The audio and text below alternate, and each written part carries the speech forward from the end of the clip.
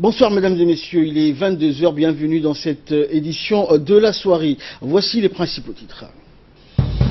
Le président de la République, Ismaël Omar Guelleh, a visité aujourd'hui la foire internationale et commerciale de Djibouti à l'esplanade du Palais du Peuple. Et nous verrons également dans cette édition le discours du président américain Donald Trump qui a reconnu lors d'une déclaration qui a duré une vingtaine de minutes il y a quelques instants la reconnaissance qu'il a reconnu officiellement Jérusalem comme étant la capitale de l'État d'Israël. Nous verrons cela dans cette édition. Le président de la République a visité aujourd'hui la foire internationale et commerciale de Djibouti. Le président Guelleh a effectué une visite à cette foire. Le président a été accueilli à son arrivée sur l'esplanade du Palais du Peuple par le président de la Chambre de commerce de Djibouti, Youssouf Moussa Dawalé. Le chef de l'État djiboutien a visité les différents stands exposés à l'occasion de cette foire, la foire internationale qui est organisée pour la première fois à Djibouti par la Chambre de commerce de Djibouti qui a également célébré ses 110 ans d'existence. Une première du genre à Djibouti et un forum sur l'intégration régionale économique. Deux événements majeurs qui ont attiré plus de 500 participants dont 350 invités qui ont été organisés au cours de cette semaine. Le chef de l'État a passé en revue près les 200 stands d'exposition où étaient conviés des entreprises djiboutiennes, françaises, saoudiennes, égyptiennes, américaines, canadiennes, japonaises, turques, mais aussi également éthiopiennes et somaliennes pour faire la promotion de toutes les gammes de produits et services allant de l'industrie au commerce en passant par le numérique et le biodégradable. Un succès à la hauteur des 110 ans de la Chambre de commerce de Djibouti et des 40 ans d'indépendance de la République de Djibouti. Il y a encore une année ou deux, l'idée que notre pays abrite une telle rencontre commerciale à l'échelle internationale ne m'aurait jamais effleuré l'esprit conquis un ministre de la République en visite dans les stands de la foire la veille de son ouverture. Il faut se pincer pour y croire, a-t-il indiqué. La Chambre de commerce de Djibouti a placé notre pays au cœur du monde, soupirait-il encore, un succès qui a surpris les organisateurs eux-mêmes tant ils ont été dépassés par leur propre succès qui va au-delà de toutes les espérances. Et le chef de l'État a visité les stands un à un et a également échangé avec les responsables des stands qui lui ont fourni les explications nécessaires quant aux produits exposés et sa provenance et son utilité.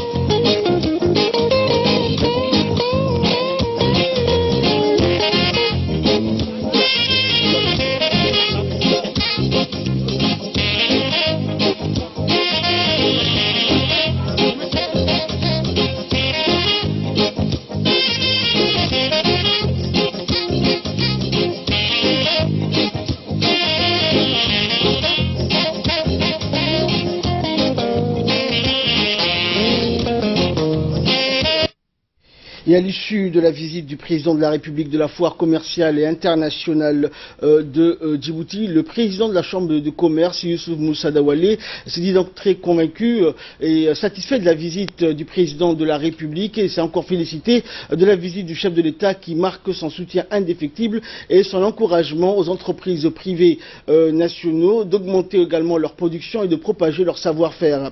Le président de la Chambre de commerce a annoncé qu'un nombre de 2500 personnes sont inscrites à la foire internationale et commerciale de Djibouti et c'est suite à la demande croissante des opérateurs présents et le public. La foire donc se déroulera jusqu'à vendredi prochain dans l'après-midi. Et par ailleurs, le président Dawalé donc a annoncé qu'une tombola sera organisée pour le dernier jour avec de nombreux cadeaux à la clé.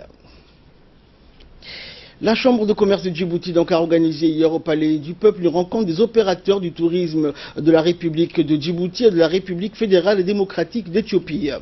Le but donc de cette rencontre était de mettre en place une rencontre B2B, autrement dit business to business, et de faciliter l'intégration des deux pays dans le secteur du tourisme, un secteur stratégique pour les deux pays qui permet donc d'engendrer des opportunités d'emploi des deux côtés. Et c'est la raison pour laquelle la Chambre de commerce a organisé cette rencontre des opérateurs du tourisme djiboutien et éthiopien en partenariat avec l'Office national du tourisme de Djibouti. Djibouti étant donc l'une des destinations touristiques de premier plan dans la sous-région. Des sables blancs, de nos côtes aux cheminées du lac Abbé, des eaux turquoises de Moucha, en passant par le fond coloré de Rassian, Djibouti, on a donc à revendre et la plupart des sites donc n'ont rien à envier à ceux des destinations vedettes de l'océan Indien. Le tourisme donc peut contribuer à changer la vie des communautés et pour le bien-être du tourisme, il est primordial de protéger notamment l'écosystème, l'environnement et les sites touristiques, notamment la biodiversité. Lors de ce forum, une projection a été faite afin de présenter donc les potentialités et atouts touristiques de deux pays. En prit part donc à cette rencontre le président de la Chambre de commerce, Youssouf Moussa, le directeur de l'Office national du tourisme de Djibouti, Ousmane Abdi, et l'ambassadeur de l'Éthiopie à Djibouti, ainsi que plusieurs opérateurs touristiques des deux pays. Le président de la Chambre de commerce a rappelé donc lors de son intervention que la relation entre Djibouti et l'Éthiopie est basée sur la fraternité et une fondation très solide. Et forte donc d'une relation très solide qui est en même temps caractérisée par une coopération qui date donc de plusieurs années en matière de partenariat et de confiance. Le président de la Chambre de commerce a insisté sur la signification des deux pays concernant la venue d'opérateurs et de représentants de l'Éthiopie et de l'hospitalité industrielle de Djibouti, un secteur qui se développera à long terme et boostera sans aucun doute l'économie djiboutienne. Dernièrement, donc, le président de la Chambre de commerce a mis un accent particulier sur le domaine donc, du tourisme. Djibouti et l'Éthiopie peuvent collaborer, a-t-il dit, dans le développement du tourisme combiné malgré un climat et un paysage différents. Ils peuvent donc se compléter mutuellement. Et pour plus de précisions concernant cette rencontre, écoutons les explications du directeur général de l'Office national du tourisme de Djibouti, Ousmane Abdi. L'objectif de cette rencontre B2B entre les opérateurs du tourisme de Djibouti et les opérateurs du tourisme de l'Éthiopie est de faciliter une plus grande intégration pour le développement du secteur tourisme à travers les deux pays, entre ces deux pays, parce que l'objectif final est de créer un système de package touristique pour des activités complémentaires, des activités intégrant les tourismes de Djibouti et les tourismes des pays. Nous savons que Djibouti et l'Éthiopie ont réussi dans plusieurs domaines et maintenant il est grand temps que ce secteur soit une réussite aussi pour les deux pays.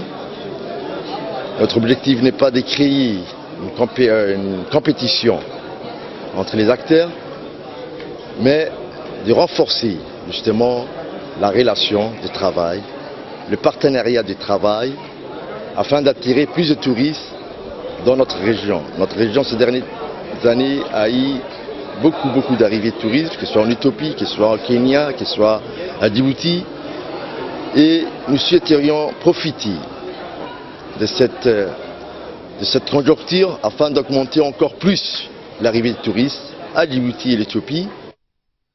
Toujours en nouvelle nationale, le ministre de l'économie et des finances, Ilyas Moussa Daoualé, l'ambassadeur de l'Union européenne à Djibouti, Adam Koulash, et l'ambassadeur de France à Djibouti, Christophe Guilou, ainsi que le directeur général de l'ONEAD, Mohamed Fouad, ont signé aujourd'hui donc dans les locaux du ministère des Finances plusieurs conventions pour un financement en faveur de la République de Djibouti.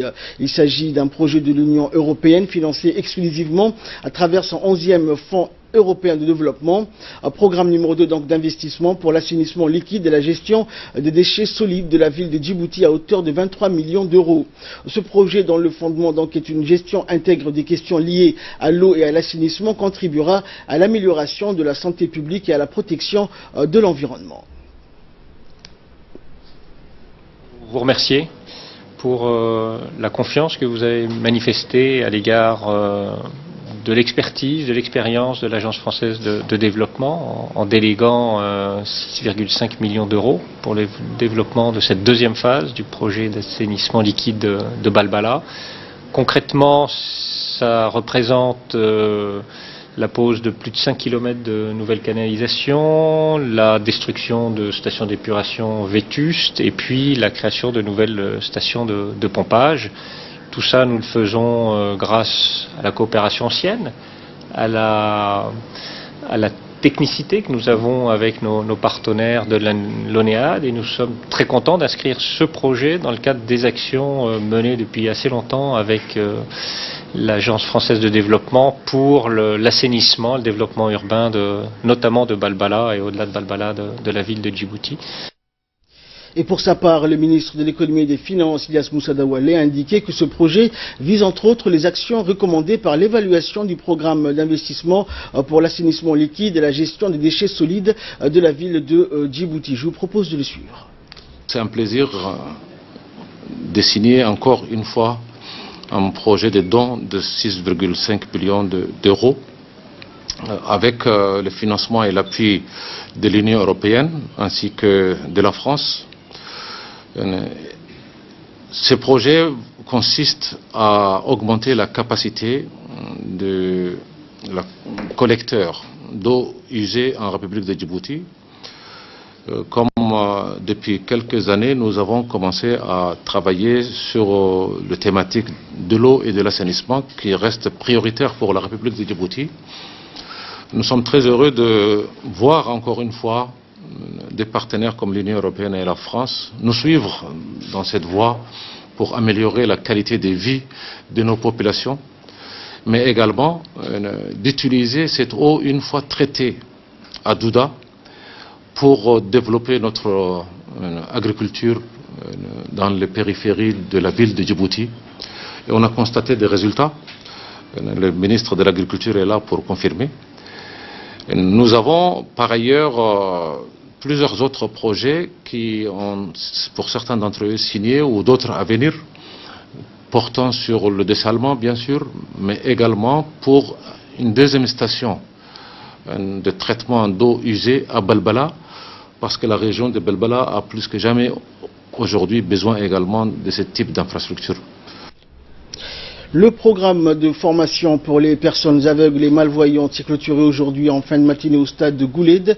Ce programme donc a vu la participation du secrétaire général de la présidence, Mohamed Abdillahi Ouaïs, et du directeur du cabinet de la présidence. Ce programme donc a duré 2 semaines et avait pour objectif d'enseigner aux malvoyants ou aux personnes aveugles à être autonomes et indépendants. En fin de formation, les personnes donc les bénéficiaires de cette formation, en l'occurrence les malvoyants, ont reçu des certificats pour avoir accompli et profité pleinement de cette formation. Rappelons que ce programme pour les malvoyants ou aveugles est piloté par le président de la République, Ismaël Omar Guelleh. Le directeur du cabinet de la présidence, qui a pris la parole, donc, a tout d'abord félicité les bénéficiaires et a ajouté que cette formation fut un franc succès.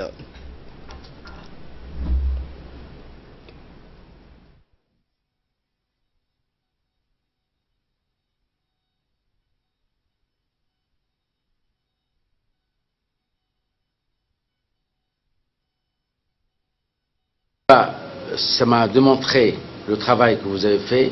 C'est un travail précieux de la part de M. Doualé, qui est un spécialiste et qui a été même appelé par le chef de l'État, et M. Idriss, ici présent, qui a fait du bon travail. J'ai pratiquement suivi avec mes collègues le déroulement de ces séances. Ce sont des séances qui ont été marquées par pas mal de points de vue importants. Donc beaucoup de travail ont été effectués, beaucoup de mise en place par nos amis de Ali et Idriss. Je remercie l'ensemble des accompagnateurs, les 4 accompagnateurs qui n'ont ménagé ni leurs efforts ni pour mener à bien leur mission.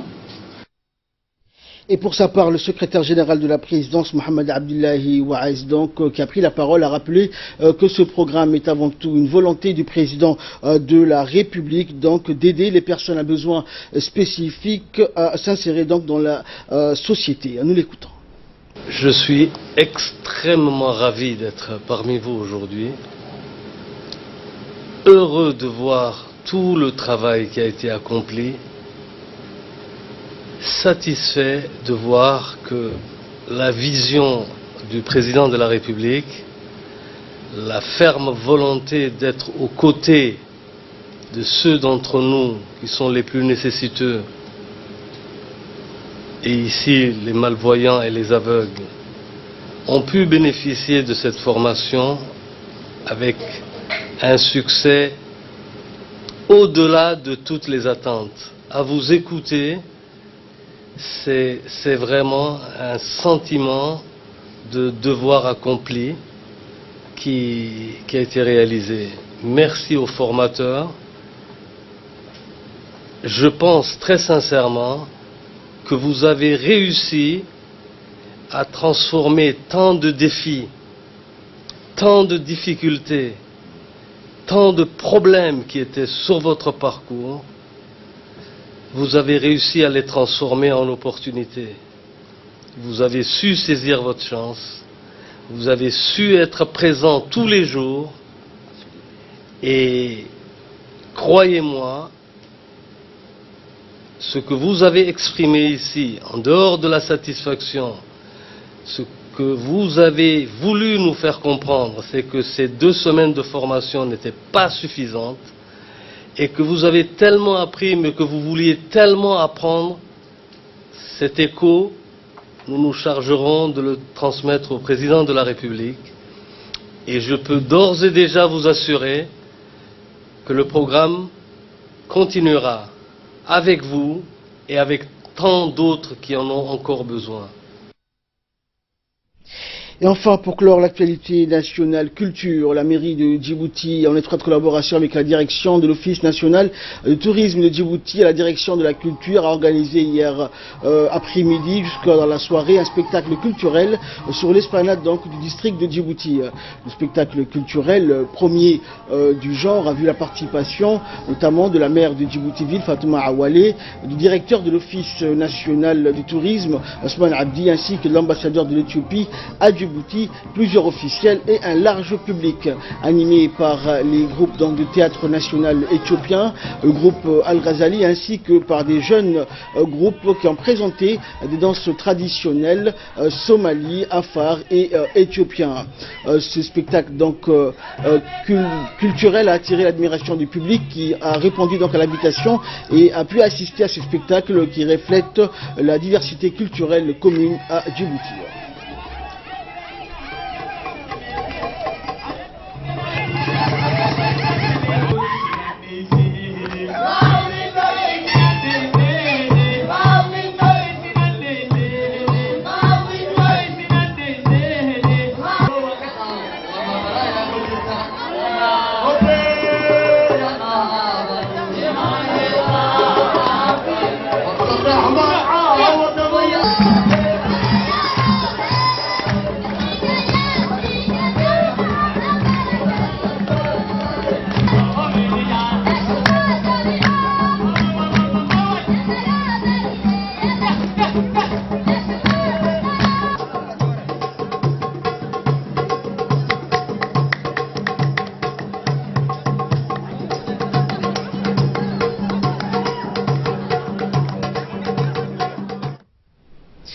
Et de là, nous passons à l'actualité régionale et internationale avec Ali Abdoulaye. Bonsoir Ali. Bonsoir. Ahmad. Donc Ali, la déclaration, nous l'avons pu donc suivre il y a quelques instants en direct donc de la Maison Blanche, faite par le président Donald Trump, qui vient donc d'annoncer il y a quelques instants de cela que les États-Unis reconnaissent donc Jérusalem comme étant la capitale d'Israël en dépit de nombreuses mises en garde des chefs d'État et de gouvernement des pays arabo-musulmans. Ali. Alors, quels sont les arguments qui ont été avancés par Donald Trump pour justifier cette décision unilatérale et même si encore aucune concertation d'aucune sorte n'a eu lieu?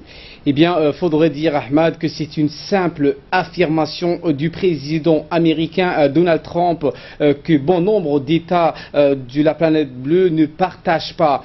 Dans son discours, il y a quelques minutes, le président américain a avancé les arguments comme quoi une loi datant de 1995 a été adoptée par le Congrès américain et ratifiée par le Sénat. Donc, cette décision donc stipulait à déplacer l'ambassade américaine de Tel Aviv vers le lieu saint Jérusalem. Mais cette loi, il faut le dire, ne stipulait pas de reconnaître Jérusalem comme la capitale de l'État sioniste. Le président américain Donald Trump a précisé que depuis 20 ans, les chefs d'État américains qui l'ont précédé ont exercé la politique de dérogation à déplacer donc l'ambassade des États-Unis de Tel Aviv à la lieu sainte donc de Jérusalem pour leur manque de courage. Donc il a insisté donc qu'il estime qu'aujourd'hui cette politique n'a eu aucune donc incidence sur la paix israélo-palestinienne. Une phrase donc à retenir dans son discours, il a indiqué qu'il a estimé que c'est le moment de reconnaître Jérusalem comme capitale d'Israël. Alors Ali, quelles ont été les réactions après cette déclaration et au moment même où il allait, depuis hier soir notamment, où il avait annoncé qu'il allait faire cette déclaration, les réactions des pays arabo-musulmans? Eh bien, beaucoup chefs d'État du monde et des pays arabo-musulmans se sont exprimés sur cette question. En l'occurrence, donc la Chine, une puissance mondiale, le président chinois a indiqué que cette décision donc inciterait les terroristes et profiterait aux extrémistes. Il a indiqué comment donc contrer les violences vers le radicalisme ou comment le vaincre si donc on adopte des positions aussi extrémistes soutenant le sionisme et l'islamophobie. De son côté, le président turc Recep Tayyip Erdogan avait averti donc hier que le statut de Jérusalem était une ligne rouge pour les musulmans. Il a évoqué une possible rupture des relations diplomatiques avec Israël si Washington devait reconnaître la ville sainte comme la capitale d'Israël. Eh bien, M. Trump, Jérusalem est une ligne rouge pour les musulmans. C'est ce qu'a lancé Erdogan à l'adresse de son homologue américain. Il faut le dire, la communauté internationale n'a jamais reconnu Jérusalem comme capitale d'Israël, ni l'annexion des territoires palestiniens en 1967. Alors Ali, quelle sera la suite?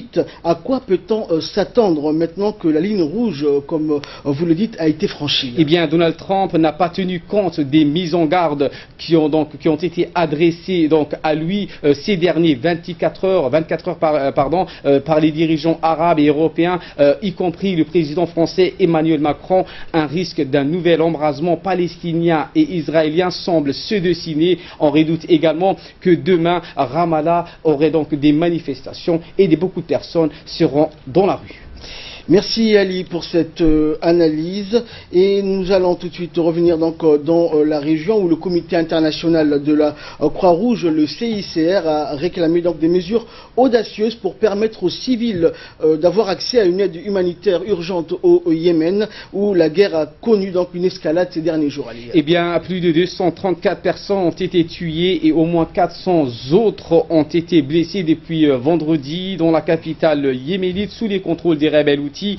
Les violents bombardements sur la capitale ont pris au piège les civils chez eux et touché un entrepôt de médicaments du CICR qui devait être livré à 3 hôpitaux de la ville, selon donc des responsables de la CICR. Par conséquent, le CICR était incapable d'acheminer des kits chirurgicaux aux hôpitaux confrontés à un afflux massif des blessés. Le pays connaît la pire crise humanitaire de la planète, selon l'Organisation des Nations Unies. 17 millions de personnes ont besoin d'aide alimentaire, dont 7 millions risquent la famine. L'Arabie Saoudite, qui dirige depuis mars 2015 une coalition anti-rebelle au Yémen, a renforcé son blocus portuaire après l'interception d'un missile balistique tiré par les Houthis au-dessus de l'aéroport de Riyad le 4 novembre dernier.